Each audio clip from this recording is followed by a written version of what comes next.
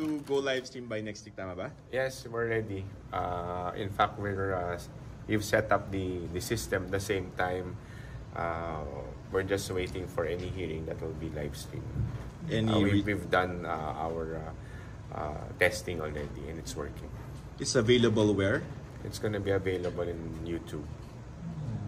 And sir, may veto powers po ba ang commission if ever hindi pumasok dun sa guidelines yung executive session request ng mga resources?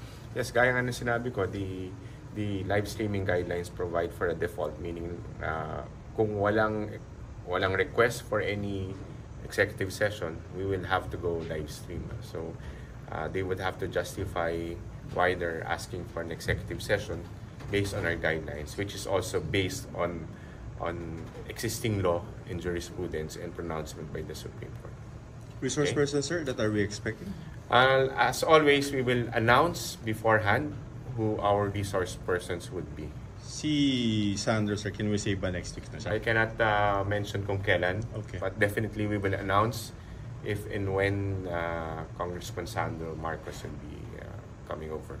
Sir, so right. meaning that yes, sir. So meaning that somehow the delays in the live streaming ay dahil lang talaga na nagre-request sila ng executive session, but the ICI is ready anytime, any day to live stream the hearing. Yes, of course. We're here as all of you know, no? Our guidelines is for live streaming kasi we want to be as transparent as possible para makita ng publiko kung ano ang sinasabi ng aming resource persons at para ma-inform rin yung publiko. No? So, we're ready to live stream and we're just waiting for a resource person who will be appearing before the ICI and who would agree on who would be showing their testimony to the public through our live streaming system. Sorry, what caused the delay? But parang in-announce ni Justice yan parang October pa sa Senate that we will live stream. Oh yeah, of course, diba, it took us some time to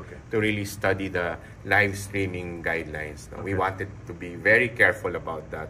Pinag-aralan namin ng masusi kung ano bang sinasabi ng batas, ano bang sinasabi ng ating korte with regard to this. Kasi gusto namin i-balance yung karapatan ng taong bayan on information, at the same time the individual rights of our resource persons at kung sino man yung kanilang mame-mention o madadawit sa kanilang testimony. So we were very careful about that. So yan yung kaya nakalatag ngayon lahat yan sa aming guidelines. Sir, general na lang, sino yung mga gusto nyo naka-line up pa na imbestigahan? I cannot mention that's part of our investigative process. Thank you.